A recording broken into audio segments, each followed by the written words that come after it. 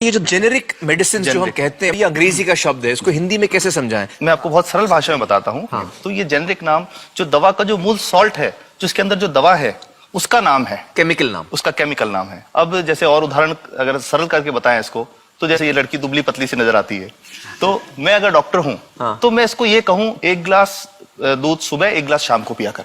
पर चिकित्सा के व्यवसाय में दुर्भाग्य से हमारे देश में ऐसा नहीं हो रहा। हम ये नहीं कहते कि आप भैंस का दूध लेके आइए, हम कहते हैं कि वो रामू की भैंस का दूध लेके आना। यही ब्रांडिंग है। ये जब उसकी दुकान पे जाती है, वो कहता है 500 रुपए लीटर है, लेना है कि नहीं लेना। तो जो 30 रुपए की चीज है वो 500 रुपए में मिलती है। तो अगर मैं डायबिटीज की दवा ले रहा हूं और अगर मैं ब्रांडेड दवा लेता हूं तो मुझे कितने की पड़ेगी? जैसे एक 117 रुपए में भी है, 117 रुपए में मिलती है। और अगर वही चीज हम उसके जेनेरिक मेडिसिन के नाम से लें तो वो कितने की बनती है? वो मात्र 1 रुपए 95 पैसे में 10 गोली मिलती है।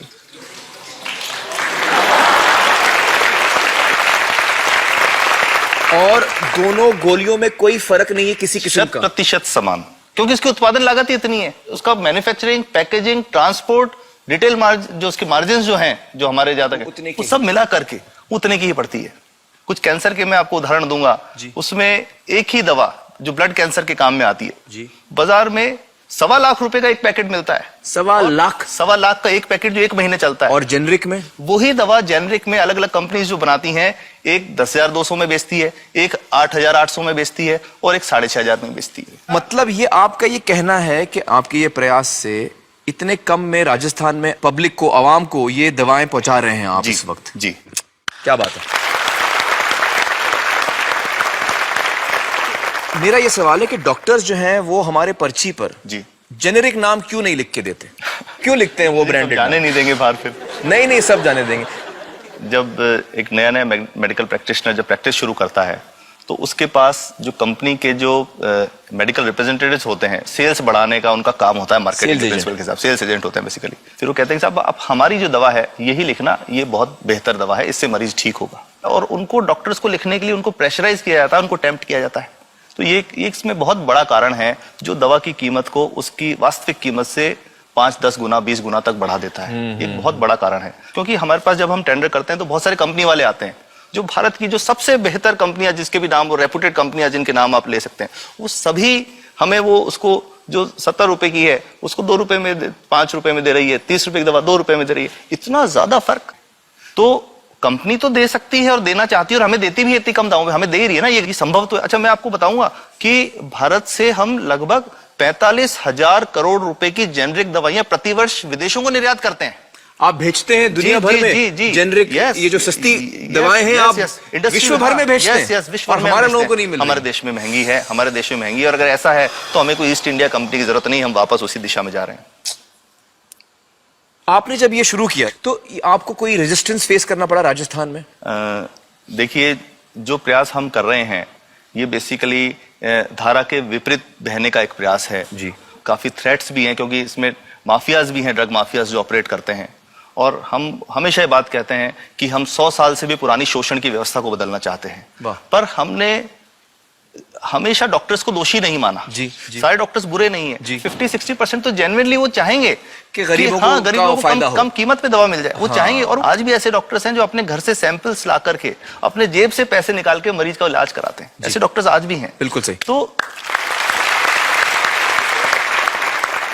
मैं इनको एक उदाहरण भी बताता हूँ कि कैसे हमारे जो काम वाली थी, उसका बच्चा था छोटा। इंसिडेंटली हम इस समय छुट्टी मनाने कोई बाहर गए। जब हम लौट के आए 10-12 दिन बाद, तो वो लक्ष्मी के साथ उसका छोटा जो बेटा था राजू, वो भी उसके साथ आता था जब, और मेरे बच्चों के साथ खेलता था, मेरे बेटे के साथ खेलता था।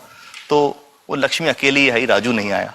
तो हमने पूछा कि क्या हुआ, तो उसने जो बात बताई कि साहब वो उसको, आप गए थे, उल्टी दस्त हो गया था। उल्टी दस्त की बीमारी के लिए वो जब दवा लेने गई तो केमिस्ट ने उसको कहा कि इसके तो 400 रुपये लगेंगे। तो उसने कहा साहब मैंने खूब मांगा, मेरे पास 400 रुपये मुझे नहीं थे, और मेरा बच्चा रात को ही उसको दस्त आते रहे, वो खत्म हो गया। और मैं आपको ये कहना चाहता हूं कि वो जो दवा लिखी थी कि वास्तव कीमत 1.5-2 रुपए ही है, तो वो बच्चे की जान बच सकती थी। 65 वर्ष के बाद भी अगर कोई बच्चा उल्टी दस्त से मर जाए तो मैं नहीं समझता इससे शर्मनाक बात कोई हम लोगों के लिए हो सकती है।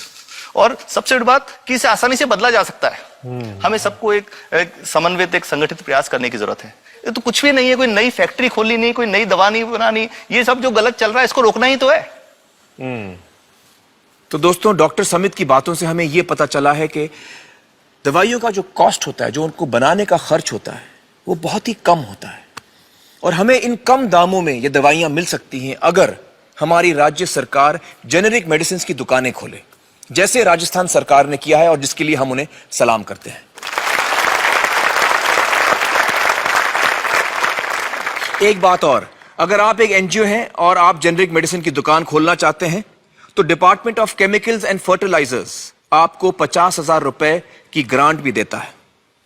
डॉक्टर समित, आपने बहुत ही बेहतरीन काम किया है और इस बहुत ही अहम मुद्दे पर रोशनी डालकर हमारी आंखें खोल दी हैं और हमारी दुआ यह है कि जो काम आपने राजस्थान में शुरू किया है वो हर राज्य में फैले, देश के कोने कोने में फैले। बहुत बहुत शुक्रिया हमारे साथ बातचीत करने का doctor Samit. Thank you so much.